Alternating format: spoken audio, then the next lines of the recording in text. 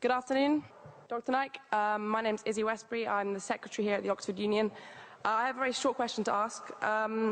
You talk about the hijab being something that serves to protect a woman.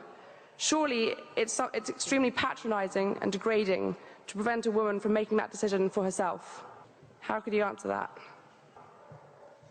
What's the question, sister? I said in your speech you talk about the hijab being something that serves to protect a woman. But how is it not extremely patronising and degrading in not allowing the woman to make that decision herself? Sister posed a very good question, that when I say that hijab is required for a woman, isn't it not degrading for the woman to patronize it? Isn't it degrading? If you read the Quran and Islam has prescribed hijab. That means the woman should be covered. The only part that can be seen are the face and the hands up to the wrist. This is for the modesty. And it is not only mentioned in the Quran, it is also mentioned in the Bible. If you read the Bible, in the 1 Timothy, chapter number 2, verse number 9, it says that women should be dressed up with shamefacedness. They should be dressed up with sobriety and should not wear braided hair or gold or pearls. It's further mentioned in the 1 Corinthians, chapter number 11, verse number 5, 6. The woman that does not cover her head, then she dishonors her head. Her head should be shaved off. Anyway, I don't agree with this. I'm just quoting you from the Bible. Same way, if you go to the Vedas, it says that the woman should cover the head. So all the religious scriptures, they talk about the woman covering their head. It is for modesty. It is not to degrade the woman. And if we analyze, there was allegation made against me saying that Dr. ذاكر Naik says that if they don't wear hijab, you know, that if you wear Western clothes, there are chances the woman will be raped. It is a misquotation again. What I said, that if women wear revealing clothes, they have more chances of being raped. What I was doing, the same newspaper, Sunday Times, which spoke against me 1 year before, on the March of 9th, 2009, Sunday Times carried an article. In Britain, 1 out of 7 feel that the women who wear sexy revealing clothes, she should be hit. I'm sorry, I don't agree with it.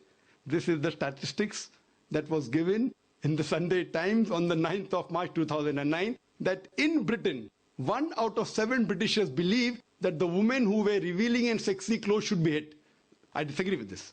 Furthermore, one more article came in 2005 in the same newspaper, Sunday Times. It said that 26% of the Britishers, they feel that wearing revealing clothes is partially or totally responsible for the rape.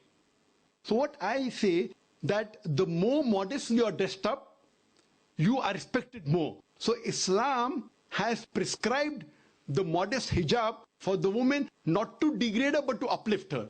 I do agree there may be cultural differences. Islam cannot force anyone to adopt it. There are cultural differences. For example, I'll give you an example. That some societies, what they feel, that even looking at a woman is immodest. Some societies feel looking is no problem, but touching a woman is immodest. Some of the societies feel shaking hand is no problem. Some societies feel kissing no problem. Some societies feel doing anything as long as both agree is no problem. Different societies and different cultures have got different rules and regulations. When I went to America, while I was giving a talk, one of the Americans told me, "You Eastern women, you're immodest." I was shocked. So I said, "Why do you call the Eastern woman immodest?" He told me, "You Eastern women, you expose your belly." So in America and Western country, exposing belly is immodesty. In India, exposing belly is not immodesty, wearing shorts is immodesty. So what I've realized, sister, there's different culture, there's different system. Islam cannot force anyone to adopt. It's clearly mentioned in the Quran in Surah Baqarah, chapter number 2, verse number 256, La ikraha fid din, there is no compulsion in religion. But if some women want to adopt the hijab because they feel modest and they feel respected, I feel no other woman should disagree. And when I've been to UK, I've seen hundreds and thousands of women who do cover their hair and who feel that they are uplifted because of this modesty. Hope that answers the question.